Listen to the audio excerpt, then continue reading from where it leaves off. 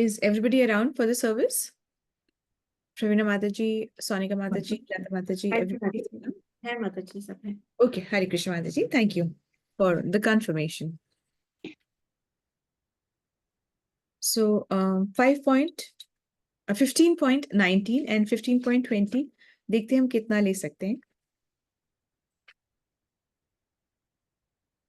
यो मामेव सम्मूढ़ो जानाति पुरुषोत्तमा स सर्वविद् भजति मां सर्वभावेन भारत। Once again. यो मामेव सम्मूढ़ो जानाति पुरुषोत्तमा स सर्वविद् भजति मां सर्वभावेन भारत। Yes, Mataji.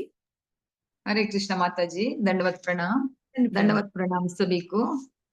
श्लोका 15.19 यो मामेव सम्मूढ़ो जानाति पुरुषोत्तमं स सर्वविद भजति मां सर्वभावेन Bharat. Very nice, Mataji. Please take the Hindi translation also. जो कोई मुझे संशय रहित होकर पुरुषोत्तम भगवान के रूप में जानता है वह सब कुछ जानने वाला है। अतः हे भरतपुत्र, वह व्यक्ति मेरी पूर्ण भक्ति में रत होता है। हरे कृष्ण। Hare Krishna.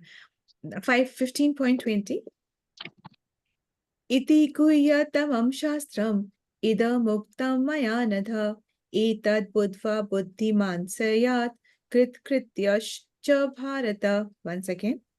इति गुह्यतमं शास्त्रम् इदमुक्तं मया नघ एतद् बुद्ध्वा बुद्धिमान् स्यात् कृतकृत्यश्च भारत। Yes, Mataji. हरे कृष्ण माताजी।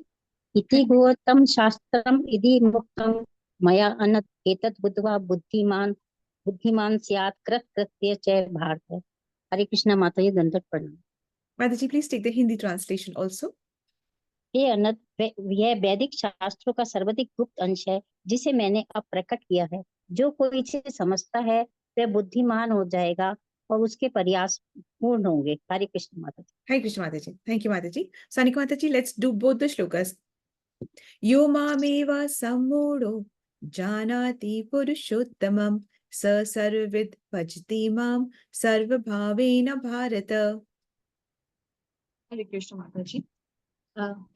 यो मामेव सम्मूढ़ा जानति पुरुषोत्तमा स सर्वैव भजते मां सर्वभानु भारते। Okay, Auntie. Bhavena bharati. Okay, Auntie. Next shloka.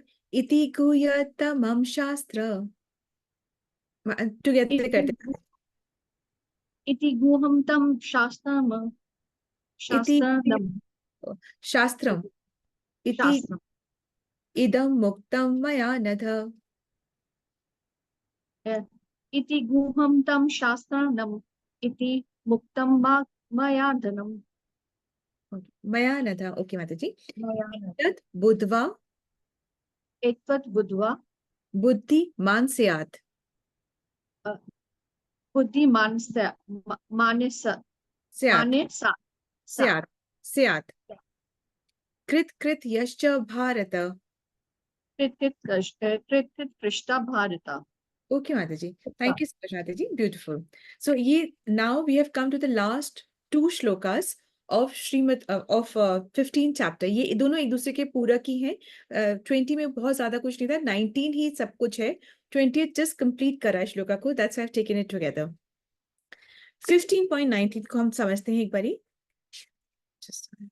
यो मामेव सम्मूढ़ो, जो मुझे इस प्रकार मतलब किस प्रकार, मोह संशय से रहित होकर, जानाति पुरुषोत्तम, जानता है मुझको, पुरुषोत्तम जानता है, मुझे पुरुषोत्तम मानता है। स सर्वविद भजति माम, वे सब कुछ जानने वाला है, वही सब कुछ जानता है।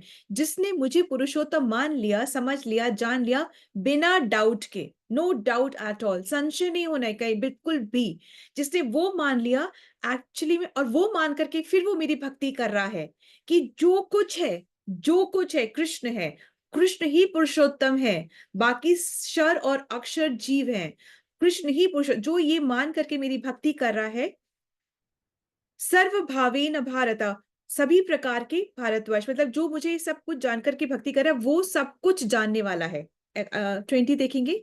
इति गुह्यम तमम शास्त्रम, भगवान कह रहे हैं ये टॉप मोस्ट नॉलेज है। अब कितनी बार भगवान ऐसे बोलते हैं ना, ये टॉप मोस्ट, फिर कुछ कुछ ऐसे बताते हैं, बोलते फिर बोलते नहीं नहीं ये टॉप मोस्ट, फिर ये टॉप मोस्ट, ऐसे बोलते जाते हैं। तो इस प्रकार सबसे गोपनीय शास्त्र यहाँ कहा गया है। कहा सबसे गोपनीय क्या है? ये जो 16, 17, 18 में जो कहा गया है, जो कि कहता है कि पुरुषोत्तम क्षर और अक्षर से भी अलग है। पुरुषोत्तम कोई और है, और वो कौन है? कृष्ण कह रहे हैं वो मैं हूं, वो मैं हूं पुरुषोत्तम। इदं मुक्तम मया नघ, मतलब यहाँ कहा गया है, किसने कहा है ये? किसने कहा है? किसी ने भी नहीं, ऑर्डिनरी किसी ने नहीं कहा है, ये मेरे द्वारा कहा गया है अर्जुन, मैं कह रहा हूं ये ऐसा, ये मैंने कहा है, तो कोई संशय नहीं है, ये मैं कह रहा हूं। एतत् बद्ध्वा बुद्धिमान मान स्यात्, मतलब इसे जानकर बुद्धिमान हो जाता है, मतलब ये जो चीज को समझ जाता है तो वो इंसान अपने आप बुद्धिमान हो जाता है। जिसने इस बात को समझ लिया कि पुरुषोत्तम जो है क्षर और अक्षर से अलग है, और वो कौन है? वो कृष्ण है, वो मैं हूं, और वो कृष्ण खुद ही ये बात कह रहे हैं, तो कोई डाउट की बात नहीं। जो जिसने इस बात को समझ लिया वो ऑटोमेटिकली बुद्धिमान हो जाता है। ऑब्वियसली जो बुद्धिमान है वो ही इस बात को समझने का प्रयास करेगा, और जो कर लेता है वो फिर बुद्धिमान हो जाता है। कृत कृत कृत कृत यश्च भारत, कृतार्थ तथा भरतवंशी अर्जुन, मतलब अर्जुन को ही बता रहे हैं कि फिर वो जब बात को समझ लेता है तो ऑब्वियसली वो इनडेटेड हो जाता है, वो कृतार्थ हो जाता है, और फिर वो भक्ति करता है। जब हम कि ओ आप इतना कर रहे हो मेरे लिए, जब ये बात समझ में आ जाती है तो फिर हम उनको लाइक करने लग जाते हैं। लाइक से लव हो जाता है, और लव से फिर भक्ति होती है, और भक्ति है ही ये कि प्रेममय सेवा, वो ही भक्ति है। और कोई कोई और चीज भक्ति है ही नहीं, बाकी सब रिचुअल्स की श्रेणी में आते हैं। और भक्ति जो है रिचुअल से बहुत ऊपर है, बहुत ऊपर है भक्ति उससे, क्योंकि उसमें दिल का रिश्ता होता है, उसमें प्रेम होता है। वो ये प्रेम सब चीजों से बहुत ज्यादा ऊपर कैटेगरी में होती है। तो अब यहाँ पे बताया गया है एक्चुअली में कि इन चीजों को सुनने का श्रुति फल क्या होता है। श्रुति फल सुनने का क्या फल होता है ये, या उसकी जो सुनता है उसकी क्या गति हो रही है, इस चीज की इंपॉर्टेंस बताई गई है। तो अब और कहा गया है कि जो भगवान को पुरुषोत्तम रूप में मान जाता है वही भक्त और भक्ति करता है, वही बुद्धिमान हो जाता है, तो वही सब कुछ जानने वाला हो जाता है। तो क्या जानना है इसके अंदर में? क्या जानने वाला हो जाता है? क्या जानना है? जो ये जानता है कि जो वृक्ष जो है वो एक जो है स्पिरिचुअल जगत में जो है वो सीधा खड़ा हुआ है वृक्ष, और जो ये भौतिक जगत में जो वृक्ष है वो एक्चुअली में परछाई है, वो प्रतिबिंब उस वृक्ष का दिख रहा है। वृक्ष वो उल्टा दिख रहा है। उल्टा क्यों दिख रहा है? यहाँ पे वृक्ष उल्टा क्यों दिख रहा है? उल्टा इसलिए दिख रहा है क्योंकि एक्चुअली में वो वृक्ष है ही नहीं, वो सिर्फ वृक्ष की परछाई है, इस वजह से उल्टा दिख रहा है। तो वृक्ष की परछाई दिख क्यों रही है? वो इसलिए दिख रही है क्योंकि वहां पे पानी है, इसलिए प्रतिबिंब दिख रहा है। पानी को किससे सिग्निफाई करा है? इच्छा से, क्योंकि हमने इच्छा करी तो हम इस भौतिक जगत में डाले गए, तो हमारे लिए भौतिक जगत क्रिएट किया गया कि हम अपनी इच्छाओं को पूरा कर सके। और यदि से हम इच्छा पूरी करते करते हम थक गए हो, हम बिल्कुल ऊब गए हो, फ्रस्ट्रेट हो गए हो, तो हम फिर चाहते हो कि हे भगवान अब ये सब कुछ नहीं देखना, कुछ नहीं चाहिए, मुझे मुक्ति का रास्ता चाहिए। तो फिर भगवान कहते हैं कि मैं मुक्ति का रास्ता भी तुम्हारे लिए फैसिलिटेट करता हूँ, तुम्हारे लिए क्रिएट करके रखता हूँ। तो ये अब जो उल्टा पेड़ जो है, तो उल्टा पेड़ जो है इसके जो शाखाएं हैं वो कुछ ऊपर की तरफ जाती है और कुछ नीचे की तरफ आती हैं। कुछ अच्छे कार्य करके अच्छे ऊपर स्पिरिचुअल प्लैनेट पे चले जाते हैं, या फिर हम कुछ गलत कार्य करके पाप करके हम नीचे की शाखाओं में आ जाते हैं, निम्न योनि में आ जाते हैं। यानी कि पशु पक्षी जो हैं, यानी कि जो चर अचर जीव जो हैं, यानी कि जो भूत प्रेत की योनि है, नरक लोक है, उसके अंदर में शिफ्ट हो जाते हैं। और फिर स्टेप बाय स्टेप करके हम ऊपर ऊपर ऊपर आ पाते हैं, या फिर किसी की कृपा हो जाए तो हम ऊपर आ जाते हैं स्टेप को मूव फॉरवर्ड करके।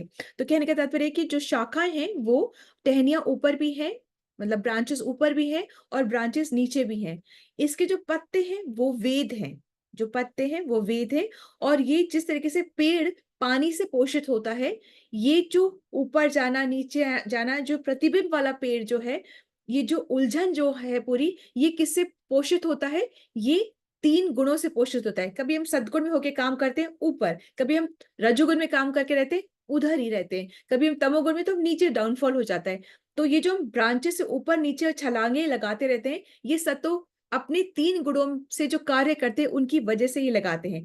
अब इन्हीं ब्रांचेस में से कुछ ब्रांच नीचे भी आती हैं, उनको कहते हैं सेकेंडरी ब्रांच। सेकेंडरी ब्रांच मतलब ये हमारे अटैचमेंट्स हैं, ये हमारे अटैचमेंट्स हैं जो कि हम अटैच होके रखते हैं। ये मेरा घर, मेरा परिवार, मेरा नाम, मेरा सम्मान, मेरा स्टेटस, ये सब हमारे अटैचमेंट्स हैं, ये हमारे अटैचमेंट्स हैं। और ये अटैचमेंट्स मैंने तो बहुत शिक्षा प्राप्त कर ली, अटैचमेंट हो गया। मैं तो फला फला स्कूल कॉलेज का डीन हूँ, अब मैंने को उसी से बहुत, I love my, it's my passion, वो मैंने हम इसको पैशन बना लिया, तो ये इच्छा बन गई, ये अटैचमेंट बन गया। यही हमको वापस से खींच के लाता है अगले जन्म, फिर हम बॉडी लेते हैं और फिर उसके बाद फिर वापस हम ऐसे ही परिवार में जन्म लेते हैं। बहुत अच्छा जन्म, बहुत अच्छा सिचुएशन होता है, परंतु वापस आते जरूर हैं। तो ये हमारी अटैचमेंट से हमको वापस खींच करके लेकर आती हैं। अब ये जो ब्रांचेस से जो टहनियां निकल रही, छोटी छोटी जो ट्विग्स निकल रही हैं, वो हमारी इंद्रियां हैं। और ये जो मीटिंग पॉइंट है ना, ब्रांचेस और टहनिए का जो ये मीटिंग पॉइंट है, ये क्या है? ये हमारे इंद्रिय विषय है। इंद्रिय को क्या चाहिए? विषय से आपको तृप्त होना है, मतलब ऑब्वियसली आंखों को देखना है, कानों को सुनना है, जीवा को टेस्ट करना है, हाथों को कुछ अच्छा सा सॉफ्ट सा टच करना है, अच्छा अच्छा अच्छा करना है। तो ये जो है इंद्रियों को विषय से मिलाता है, इंद्रियों को विषय से मिलाता है। तो इस तरीके से पूरा पेड़ का ये सिस्टम समझाया गया है, ठीक है। अब फिर अर्जुन को दिमाग में आता है कि आध्यात्मिक जगत में एक्चुअली जाता कौन है? ये तो बहुत ही मुझे डिफिकल्ट सा लग रहा है, ये आध्यात्मिक जगत में जाता कौन है? तो भगवान कह रहे सिंपल है, जो फोकस से बिना डाउट के, फोकस से बिना डाउट के अनन्य भक्ति करता है, तो वो ब्रह्म स्टेज में पहुंच जाता है। तो बोलते हैं ये ब्रह्म स्टेज, अर्जुन कहते हैं ब्रह्म स्टेज क्या होता है? वो ब्रह्म स्टेज क्या होता है कि ये जड़ों, ये जो पूरा पेड़ है ना जो उल्टा है, उसकी ब्रांचेस में ना अटक करके वो सीधे ऊपर पहुंचता है। कहाँ पहुंचता है? वो जो एक्चुअल पेड़ है उसकी जड़ तक पहुंचता है, ठीक है। और इस जगत का जो सब टॉप मोस्ट है ना, वो ब्रह्म, वो जो ब्रह्मा का जो सतलोक, उस तरफ पहुंचता है, ऊपर की तरफ जो पहुंचता है वो ब्रह्म स्टेज में पहुंचता है, ठीक है। तो ब्रह्मा कौन? पहले जीव है, इस भौतिक जगत के पहले जीव हैं ब्रह्मा, जो है पहले जीव है। जस्ट सुन,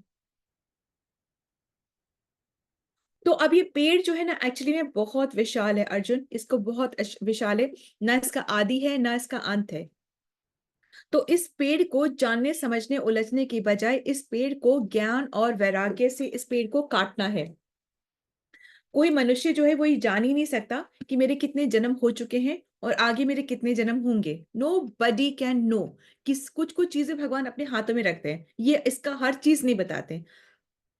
तो ये कोई नहीं बता सकता कि कितने जन्म हमारे बाकी है और कितने जन्म हम ऑलरेडी काट के किस किस योनि में होकर के आ गए हैं, ठीक है। ये भगवान भुला ही देते हैं। तो क्या करना है? इस वृक्ष को काट करके हमें आगे जाना है। वृक्ष को काटेंगे कैसे? ज्ञान और वैराग्य से हम वृक्ष को काटेंगे, ठीक है। हर आसक्ति को हमें जीते जी काटना है। बहुत डिफिकल्ट है, इसको सुनिएगा।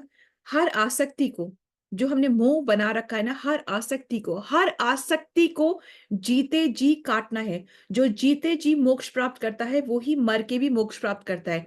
ऐसे नहीं होता कि हम मर जाएं बस किसी भी तरीके से, हमारे अपने इस दुखों का अंत कर ले और हमें फिर मोक्ष प्राप्त हो जाएगा। जो आत्महत्या करते हैं ना, सोचते हैं कि हम आत्महत्या कर लें, सारे दुख खत्म हो जाएंगे, उनको डबल दुख और मिलता है। क्योंकि अभी तो क्या होता है कि बॉडी है तो अपनी भूख प्यास तो मिटा सकते हैं, उसके बाद तो बॉडी ही नहीं होती। भूख लगती है, प्यास लगती है, सब कुछ होता है, परंतु बॉडी ही नहीं है कि हम वो मिटा सके। तो इसलिए ये बहुत बहुत बहुत गलत होता है अपने खुद के लिए इस तरीके से कि कोई भी जो सुसाइड में जब फॉलो करता है, जो सुसाइड करता है, तो हमें क्या करना है? कैसे जीते जी मोक्ष प्राप्त कर सकते हैं? जब हम अपने मन और इंद्रियों को काबू में करते, रिस्ट्रिक्ट करते, तब हम जीते जी मोक्ष को प्राप्त कर सकते हैं। हमें क्या बना है? गो दास नहीं बना है, गो स्वामी बना है। गो मतलब इंद्रिय, जो इंद्रियों का दास नहीं। आंखों ने कुछ बोला ये देखना है तुरंत, कानों ने कहा सुनना है तुरंत, जीवा ने कहा खाना है तुरंत नहीं। हमें इंद्रियों को कंट्रोल, मन को और इंद्रियों को कंट्रोल करके रखना है। अच्छा, जो फिर हम जब ज्ञान और वैराग्य से इस पेड़ को काट देंगे तो जाना कहाँ है? ये भी तो बताओ कि जाना कहाँ है, करना क्या है? ऐसी जगह जाना है जहां से हम वापस ना लौटे, ठीक है। ऐसी जगह का पता कौन बताएगा? ऐसी जगह का पता गुरु बताएंगे। इसलिए हमें अपने जीवन में गुरु को करना है, वो गुरु की तलाश, गुरु को तलाशना है हमें, वो ही हमें भक्ति का सही मार्ग बताएंगे। कोई गुरु ये नहीं कहा क्या कि मुझे पूजो, मुझे भजो, मेरी मेरी तरफ देख, कोई ये नहीं कहेगा। जो ऐसा कह रहा है यानी कि वो परंपरा से नहीं है। तो उस चीज के लिए हमें थोड़ा सा अवेयर होना चाहिए। गुरु वही है जो हमें कृष्ण से कनेक्ट करे, वही गुरु है, ठीक है। तो अब क्वेश्चन आता है कि ऐसा तो कौन लोग जा सकते हैं, ये कौन लोग हैं जो गुरु ढूंढते हैं, ये कौन लोग हैं जो जा सकते हैं, और कैसे गुरु मतलब कृष्ण के पास तक जा सकते हैं। तो कृष्ण कहते हैं कि क्वालिफिकेशन है उसके लिए भी।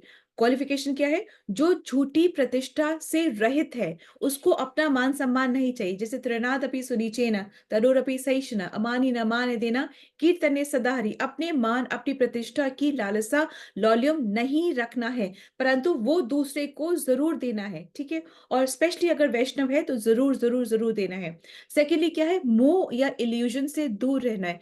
मोह और इल्यूजन क्या है? जो झूठ है उसको सच मानकर उसी में अपने जीवन को पूरा खपा देना, वो है मोह, ठीक है। कुसंगति से बचना है, बहुत जरूरी है कुसंगति से बचना। शाश्वत तत्व, शाश्वत तत्व को समझना है। एक्चुअल में ट्रूथ क्या है? वो सत्य जिसके ऊपर और कोई सत्य है ही नहीं, उस सत्य को समझने का प्रयास करना है।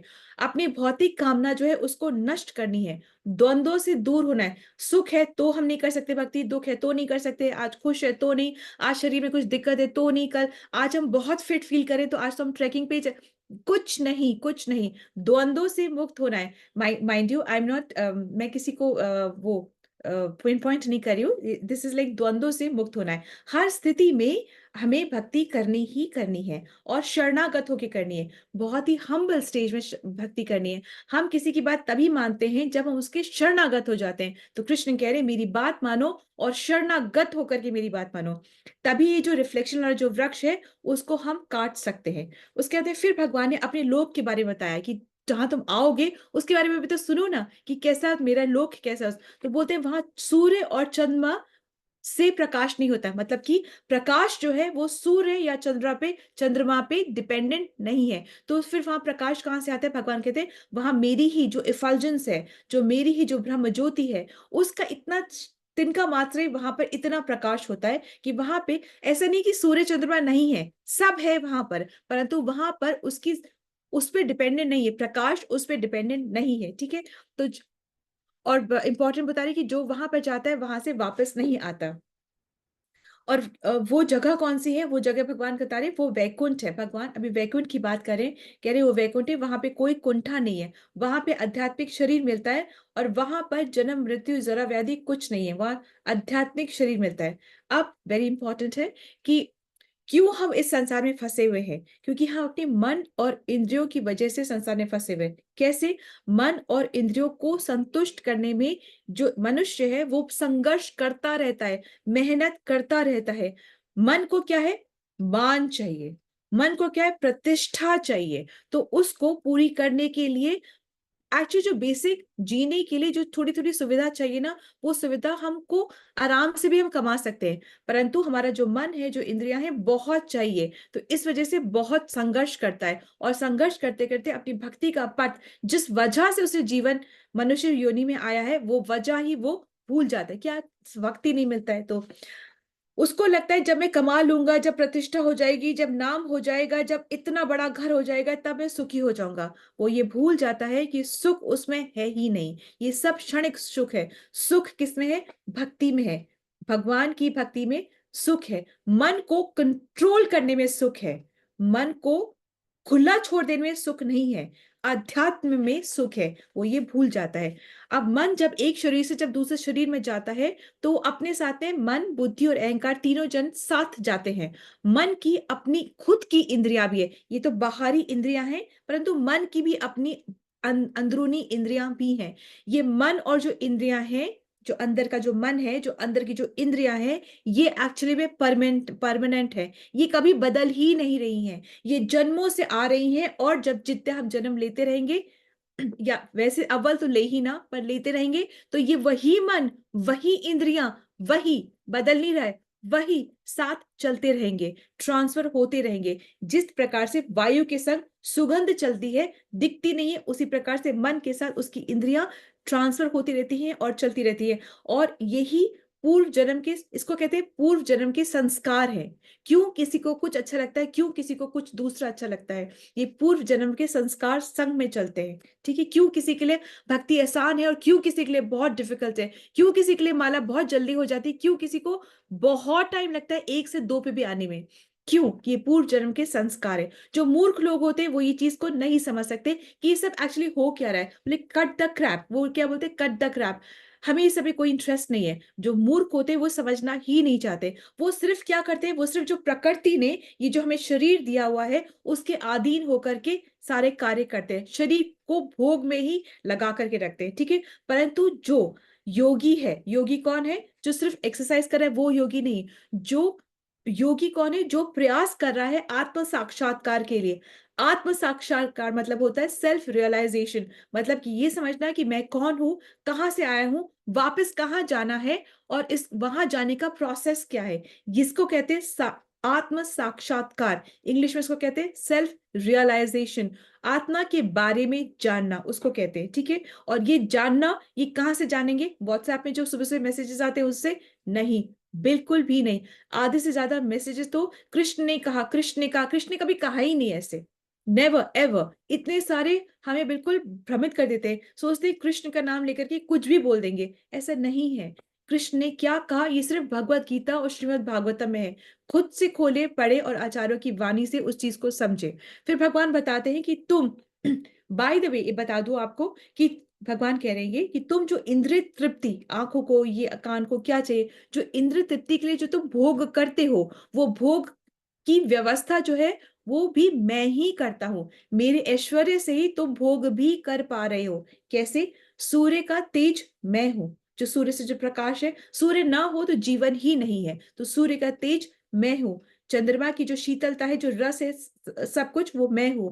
जो अग्नि का जो तेज है वो मैं हूं, सब कुछ वो मैं हूं। अब आप खुद ही सोचो कि जो जहां पर अगर सब अंधेरा है, या सोचो कि कोई अंधा व्यक्ति वो संसार को क्या तो कितने रस ले पाएगा उस संसार के। ठीक है, तो भगवान कह रहे हैं सब जो तुम कर पा रहे हो वो फैसिलिटेट मैं ही करा रहा हूं मेरी वजह से। तुम जो खाना खा रहे हो पचा मैं रहा हूं, जो खाने का स्वाद तुम ले रहे हो स्वाद मैं हूं, सब चीज का स्वाद मैं हूं। जो तुम भूल जाते हो, जो तुम अपने पिछले जन्म का भूल जाते हो, अभी इस जन्म में तुम्हें याद है कि मैं किसका क्या रिश्ता था, उसका बेटा था, उसकी बेटी थी, उसके, तो तुम कैसे सुखी रह पाओगे इस जन्म में? तो जो भूलने की शक्ति है वो मैं देता हूँ। जो याद रख पा सकते हो, कभी तुमने मेरा नाम लिया होगा और अब तुम वापस लेने के लिए तुम में वो लालसा आ रही है।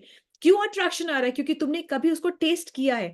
आज अगर आप यहाँ बैठ करके कृष्ण की बातें सुन रहे हो, सब कुछ स्मरण कर रहे हो, इस किस लिए कर रहे हो? क्योंकि आपने कभी किसी जन्म में इसको चखा है। कभी रसगुल्ला खाया होगा, तभी जब कहते हैं अरे मीठे में क्या मंगाया जाए, तो आप कहते हो रसगुल्ला मंगाए, तो आपकी आंखें चमक जाती है। क्यों? क्योंकि आपने रसगुल्ले को टेस्ट किया, आप जानते हो टेस्ट क्या है, इसलिए आंखों में वो चमक आ गई। इसी प्रकार से कृष्ण का नाम लेते हुए क्यों आप बैठे भी हो यहाँ पे? क्यों बैठे हो? इसलिए बैठे, यहाँ कोई मैजिक नहीं हो रहा। इसलिए बैठे हो क्योंकि कभी किसी जन्म में आपने ही कृष्ण की भक्ति करी है, तो वो टेस्ट आपको वापस से आ रहा है। ये बात है। फिर 16, 17 और 18 श्लोका जो है, वो श्लोका एक्चुअली 3 श्लोकी गीता भी कहा जाता है, या फिर वेदों का सार भी कहा जाता है। ये बहुत बहुत बहुत इंपॉर्टेंट श्लोका है। तो भगवान 16 में बता रहे हैं कि 2 तरीके के होते हैं जीव, एक होता है क्षर और एक होता है अक्षर। ठीक है, एक का क्या होता है, बॉडी परिवर्तनशील है और एक की बॉडी परिवर्तनशील नहीं है। एक नित्यबद्ध है और एक नित्य मुक्त है। एक भौतिक जगत के पदार्थ से बना है, और दूसरा क्या, आध्यात्मिक।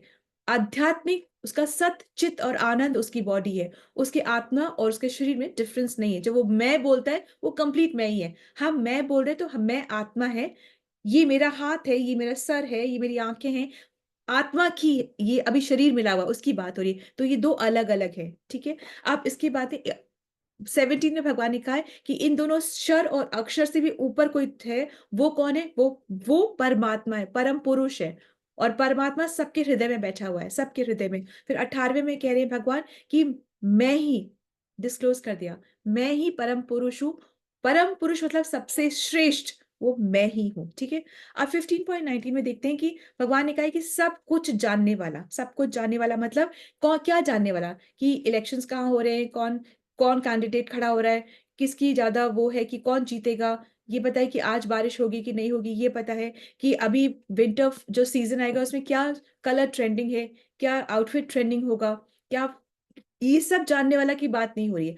बात ये हो रही है कि भगवान की वाणी को जानना, जो आत्मा के उद्धार के लिए जो जरूरी बातें हैं उन चीजों को जानना, जो इच्छा और द्वेष के कारण हम संसार में फंसे हुए हैं उसको काटने के लिए क्या जरूरी है वो जाना, जो तीनों गुण में रह करके हम कार्य करें उसको काटने के लिए क्या ज्ञान जरूरी है उस ज्ञान को जाना, वेदों के निष्कर्ष को जाना। ठीक है, अब जैसे एग्जाम्पल वेदों के निष्कर्ष को जानना, वो क्या है, भगवत गीता की स्टडी है वेदों का निष्कर्ष। जैसे क्या होता है, कई बार देखा है कि ना डॉक्टर के साथ जो कंपाउंडर बहुत सालों से चल रहा होता है वो डॉक्टर जैसा ही बन जाता है, उसको भी ठीक पता होता है कि ये चीज के लिए ये दवा देनी, इसको ऐसे करना है, इसको ऐसे टेक केयर करना है, उसको भी सब कुछ पता हो जाता है। क्या उसने डॉक्टरी की पूरी पढ़ाई करी है, क्या वो सारे एग्जामिनेशन पास करे हैं, जो कि डॉक्टर ने करा है, ना भी करे तो भी कंपाउंडर साथ रह रहे के आधा डॉक्टर बन ही जाता है, उसको भी वो ज्ञान अच्छे से आ ही जाता है।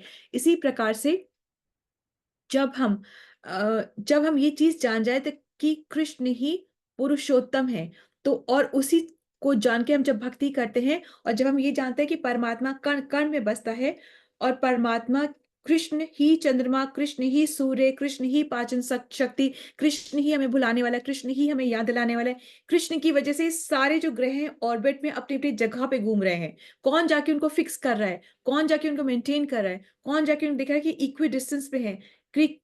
ग्रेविटेशन फोर्स जो बोला है वो क्या है, गुरुवात क्या बोलते हैं, जो भी ग्रेविटेशनल फोर्स है दैट इज द गुरुत्वाकर्षण। ये गुरु का ही आकर्षण है, ये एक्चुअली में ये फोर्स ऑफ गुरु ही है, एंड ये कृष्ण का ही फोर्स है जिसकी वजह से सब ऑर्बिट पे एक इक्वी डिस्टेंस पे सब चल रहे हैं। ठीक है, तो हम जो भोग करना चाहते हैं वो सब भोग की वस्तु भी कृष्ण ही दे रहे हैं। ये जो शरीर है जिस जिस ये भी कृष्ण की वजह से ही, कृष्ण की बहिरंगा शक्ति की वजह से ही है। ठीक है, जो हमको हमको जो ज्ञान आ रहा है कि ओ आई एम वेरी हैप्पी या आई एम, जो ज्ञान आ रहा है वो ज्ञान भी कृष्ण की वजह से, भूलने की शक्ति भी कृष्ण की वजह से। तो एक्चुअली जब कृष्ण को बोलते हैं कि जब मुझे जानो तो कुछ और जानने के लिए बचता ही नहीं है। दो तरीके के एक्चुअली गुरु होते हैं, एक तरीके के गुरु होते हैं वित्तहारक गुरु, मतलब कि वो सिर्फ दे प्ले विद वर्ड्स, वो सिर्फ वर्ड से प्ले करते रहते हैं और हमें भ्रमित रखते हैं। ठीक है, दो प्रकार के गुरु होते हैं, एक होते हैं वित्तहारक गुरु जो कि सिर्फ और सिर्फ अपने शब्दों के खेल से हमें एकदम ऑस्ट्रक कर देते हैं, हम ऑन रेवरेंस में चले जाते हैं परंतु उससे हमारी गति नहीं होती है। और दूसरे कौन होते हैं, संताप हारक गुरु। ठीक है, वो सही मायनों में कि दुख का हरण, सही गंतव्य क्या है उसके बारे में हमें बताते हैं। तो हमें हर चीज में जब हम समझते हैं कि कोई भी चीज, कोई रिश्ते को, कोई चीज को, कोई ज्ञान को, किसी भी वेद को, पूरा किसी भी चीज को समझने की कोशिश करते हैं तो 3 स्टेप्स होते हैं। 3 स्टेप्स क्या होते हैं, संबंध, अभ्युदय और प्रयोजन। संबंध क्या है, हमें उससे रिश्ता बनाना है, गाड़ी भी खरीदनी है तो भी हमें उससे रिश्ता बनाना है, ये मेरी गाड़ी हो सकती है, मैं ये गाड़ी चाहता हूँ, रिश्ता बनाया ना कि मेरे ये गाड़ी होनी चाहिए, मैंने अपना रिश्ता बनाया। सबसे पहले तो भगवान से हमें रिश्ता बनाना है। इसी प्रकार अभ्युदय, गाड़ी खरीदनी है, रिश्ता बना लिया, अब प्रोसेस क्या है गाड़ी खरीदने का, हमको क्या करना है, एफडी ब्रेक करानी है या लोन लेना है या I have the funds to buy the car, मैं डाउन पेमेंट से कार खरीद सकती हूँ गाड़ी, ये मेरे को प्रोसेस। तो इसी तरीके से भगवान से जब संबंध बना लिया तो प्रोसेस क्या है, भक्ति का प्रोसेस से ही संबंध बनता है।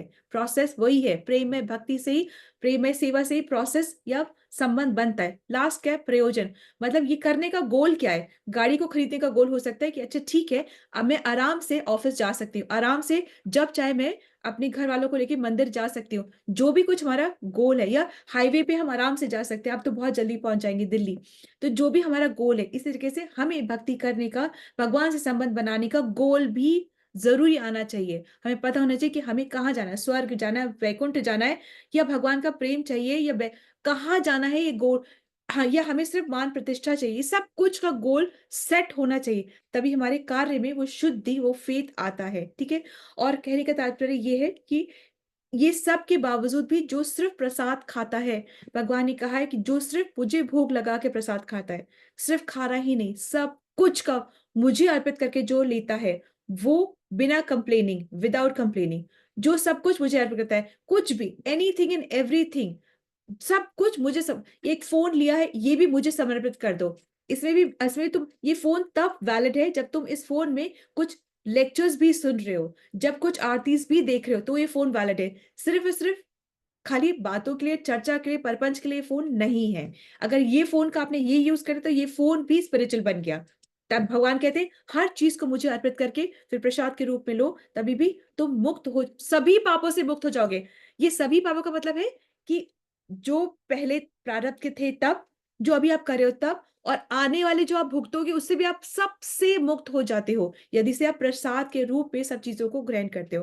प्रभुपाद जी से एक बार पूछा था किसी ने कि अच्छा, कि जो भगवान को पुरुषोत्तम के रूप में मान जाता है तो वो सब कुछ जान जाता है, जिसने ये मान लिया उसने सब कुछ जान लिया, तो आप बताओ कि सामने वाली बिल्डिंग में कितने विंडोज हैं, बताओ जरा कितने विंडोज हैं। तो प्रभुपाद जी ने कहा था क्या फायदा, मृग तृष्णा को नापने का क्या फायदा, जिस प्रकार मृग तृष्णा को नापने का कोई फायदा नहीं है, ओके, मृग तृष्णा को नापने का कोई फायदा नहीं है, उसी प्रकार से तुम्हारे इस प्रश्न के उत्तर देने का कोई फायदा नहीं है।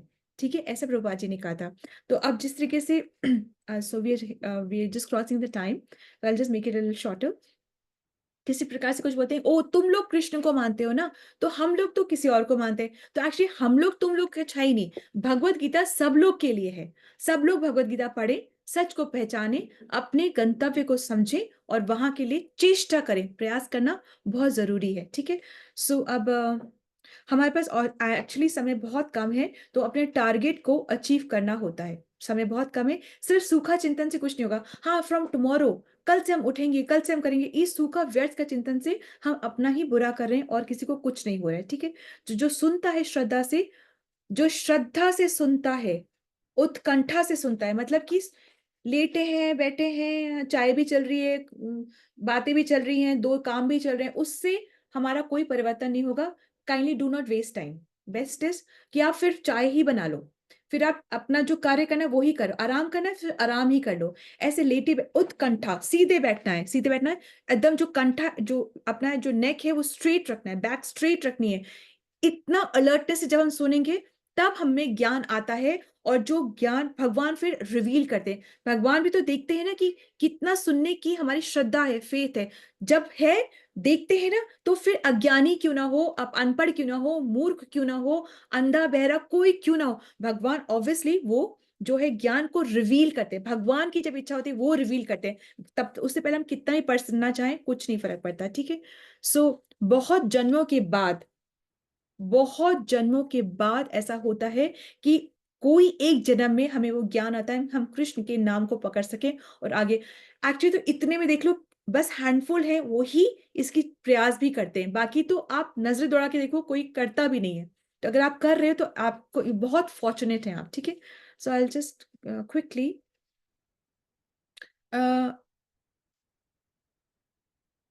जो ज्ञान लेने वाला है उसे भी शरणागत होना है, और जो ज्ञान दे रहा है उसको ध्यान रखना है, उसको एज इट इज ही देना है, वरना फॉल है, देने वाले का भी फॉल है और सुनने वाले का भी फॉल है। टू थिंग्स, जो ज्ञान सुन रहा है, ले रहा है, उसको शरणागत होके सुनना है। ठीक है, चैलेंजिंग मोड में नहीं सुनना है, नंबर वन। नंबर टू, जो ज्ञान बोल रहा है, सुना रहा है, उसको एज इट इज सुनाना है, अपने ओपिनियंस के साथ, एक एग्जाम्पल कुछ भी नहीं करना है, तभी तभी जाकर के दोनों का भला होता है। ठीक है, तो हम भगवान को तीन स्टेजेस में जानते हैं। एक, पहले सबसे पहले कि भगवान प्रकाश है, उसके बाद में भगवान परमात्मा है, और उसके बाद में थर्ड स्टेज क्या है, भगवान भगवान है, ये थर्ड स्टेज है, that is the complete stage. भक्ति जब हम करते हैं तो बाय प्रोडक्ट्स दो होते हैं। क्या बाय प्रोडक्ट्स होते हैं, ज्ञान भी आता है और वैराग्य भी आता है। ऐसा नहीं कि हम सिर्फ ज्ञान ले, ज्ञान ले, ज्ञान ले, ज्ञान ले, उससे कुछ नहीं। हम भक्ति करेंगे तो ज्ञान और वैराग्य ये दोनों बाय प्रोडक्ट हैं भक्ति के, अंडरस्टैंड। तो ऐसा नहीं कि हमें ये भी पढ़ ले वो भी पढ़ ले, उसके कोई कुछ नहीं, भक्ति करो, ज्ञान और वैराग्य अपने आप आता है। ठीक है, so let's finish on this only. Hare Krishna, Dandavat Pranam, Srila Prabhupada ki jai, Srimad Bhagavad Gita ki jai. So today we complete 15th chapter. This is very, very, very important chapter. Yes, Mataji, let's go on to the key learning quickly.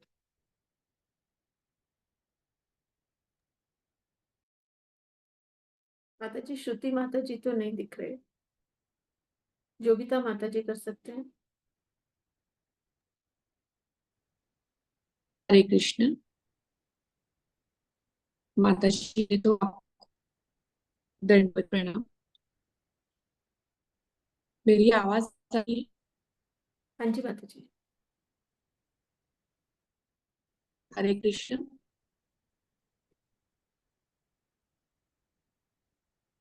आज का मेरा की learning ये है कि जो यहाँ हम आज बैठकर भक्ति